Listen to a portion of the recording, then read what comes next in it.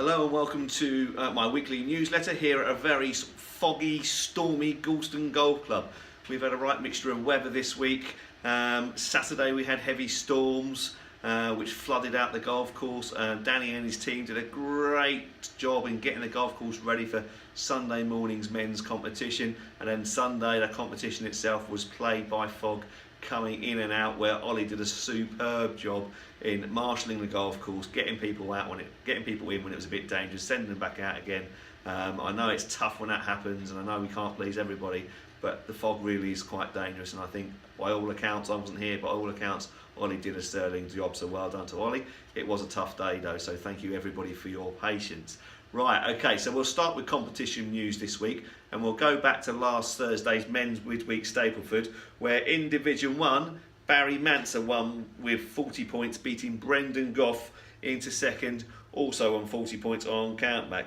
In Division 2, Angus, using his new Mizuno irons, his newly fitted Mizuno irons, won Division 2 with 38 points. Well done, Angus. And Mike Halick came second with 37 points, beating Martin Bullen on countback. And in Division 3, Richard Old won with 41 points, beating Joseph Smart into second on 39 points and John Mills in the third on 38 points. Well done to you all there. Saturday, before the storms arrived, we had the famous Grouse foursomes, where Daniel Crosby and Brendan Goff won with a net 69, beating Richard Reynolds and Mike Haley into second with a net 70. Sunday, we had the men's monthly medal, the June medal, and John Drughorn Cup qualifier. As I said earlier, a tough day with all the fog coming in and out. I know a lot of you couldn't complete your rounds.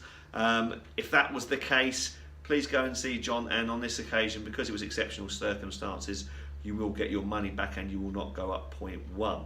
But for those that did make it, and there was a fair few, the majority did make it, that's why the competition still stands. Over 50% of the field were able to go out again and finish their rounds, so the competition does stand.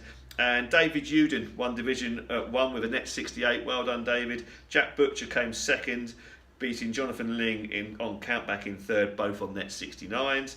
In Division 2, David Butcher, Jack's dad, won Division 2 with a net 71, beating Marcus Mason, Kevin Carter and Bob Canham into second, third, fourth respectively, all with a net 72s.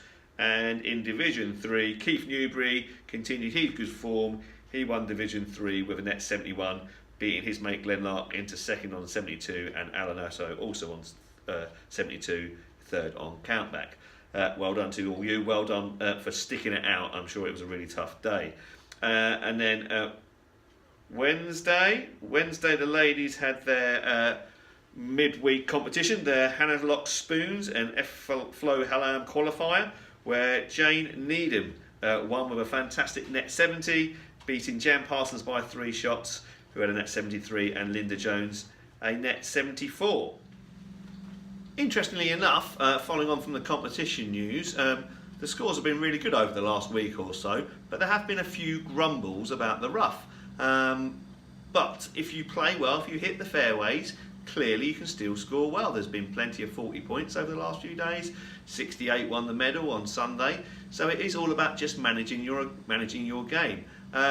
If you click on the link below this video newsletter, there's a link to my strategy, how I play the golf course, and it might be worth remembering that you don't have to hit driver on every tee, yeah? You can just position yourself down the fairway with a 4-iron, 5-iron, 7-iron if you like, just to keep it in play, okay? Golf is a strategic game. It's not all about just hitting it as far down there as you can, okay? So, yes, the rough is getting long, okay? Same as it was last year. Danny's got that long-term plan about growing the rough up long, cutting it down short again. Next year it'll grow up again, but a bit thinner hopefully. He'll cut it down again, and every year it grows back. It will grow back long, and that long wispy stuff without the thick stuff underneath, okay? So it's going to be part of a kind of 5-year plan almost, yeah? So we do need to get used to the rough, but because we have a lot of the year with no rough, we all get used to hitting driver all over the place, spraying it all over the golf course, hit it in the rough, find it, play it out as if there's no rough there at all. But this time of year with the rough up, think about your strategy, yeah, okay?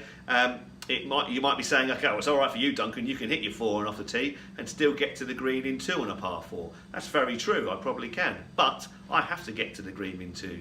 Most of you, or in fact all of you, have got handicaps. Okay, so use your handicap wisely. If you're an 18 handicap, you don't have to get onto the par 4 greens in 2 shots. You need to get them on in 3 shots, and the par 5 greens in 4 shots. So use your handicap wisely. So that means you can hit your 7-iron down there, yeah?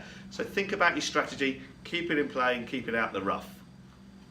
Okay, on to the main tours now, where last week we had the Jack Nicklaus's tournament at Muirfield Village in Ohio, America, the Memorial, where Bryson DeChambeau ended up winning, the mad scientist as they call him. Fascinating character, plays the 1-length irons from Cobra. It's the second time he's won on tour. Again, living up to all the hype he had before he turned pro, because he had a fantastic amateur career. I saw an interview with him a couple of weeks ago, and comes across as a really nice lad. Yeah, really intelligent, really knows what he's talking about when it comes to the golf swing. So quite pleased that he won. Tiger Woods had it going there for a little while on the Friday and Saturday. Sunday didn't quite happen for him. Actually had a few putting troubles over the week. Tee to green, he looked absolutely superb. He was knocking the ball really, really close with his irons and his wedges. The odd driver a bit wayward, but his long game looked the best it has been since his comeback. But the putter unusually let him down. He missed, I think, 10 putts inside 7 foot for the week, which for him is incredibly bad for him, because I think it was a stat there from 2006 that he only missed 12 putts inside 7 foot throughout the season. So that's how bad his putt performance was. Anyway, so he looks good going into the US Open, which starts on the 14th of June, next Thursday. Again, we've still got a few squares back on our US Open sweepstake, so make sure you come in the shop, get yourself a square there where you draw a player in the US Open. If your player does well, you could win over £100 onto your Pro Shop account. Next up, shop news. Still really busy in the shop with club fittings going on, taking advantage of the free fitting and free follow-on lesson promotion. If you're looking at getting a new set of golf clubs, be it woods, drivers, irons, just let me know, book yourself in a fitting, and there's that great promotion there for you where you're getting sort of £40 worth or £50 worth of free lessons and fitting from myself if you buy a set of irons or a driver over £300. Well worth looking into. Right, okay, so that's it for this week, but we'll just finish off with fixtures. And this coming week we have got, let me just find my list again. So this week, today is Thursday, men's midweek Stableford. Tomorrow, Friday the 8th of June, we've got the NSPGA. They're teeing off between 1 and 2. Saturday the 9th, we've got Men's Invitation Day. That was going to be a shotgun start. It's now just going to be all off the first tee. So the first tee is going to be closed between 1 and 2 o'clock. Sunday the 10th is the rerun of the Par 3 competition. Again, if you look below, on the link below, there's a list of the start sheet, so you can see if you were in the Par 3 tournament originally. If you are, but you can't play, please let me know and I'll take you out and give you your £3 back.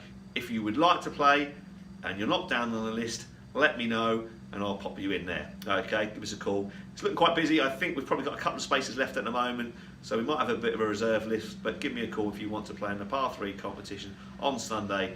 Should be a great bit of fun. Hopefully this time we won't get fogged off, but something completely different. Galston's never had a Par 3 competition before, so it'd be great to find out who's great at Par 3s, really, okay? And who will be called the Par 3 champion of Galston Golf Club. So that's Sunday, 8:30, shotgun start, open to everybody. At the same Sunday, between 12 and 1, the juniors are going out to play their Par 3 competition as well, so the first tee will be closed between 12 and 1 Sunday, as well as 8:30 for the shotgun start. And then on to Monday the 11th, there's a mixed friendly against Eton, teeing off between 11 and 12. Tuesday we've got the Great Yarmouth Ceilings Golf Day, teeing off between 12:30 and 2. Wednesday the ladies have got the Ping Women's 4-ball better ball qualifier, 9 o'clock to 11:30. And Thursday we're back onto the mid-week Stableford again. Okay, so that's everything for this week. Take a look at that strategy link below, my strategy around the golf course. I think you'll find that quite interesting. I think I only hit about 3 drivers in a round of golf out here generally. And again, if you watch the golf on the main tours, you'll see they very rarely hit drive. They hit drive on the long holes when they have to, but quite a lot of their game is strategy as well. So don't always reach the driver. Keep it out the rough. Okay, right. Thanks very much for watching, and I'll hopefully see you all over the weekend. Bye-bye.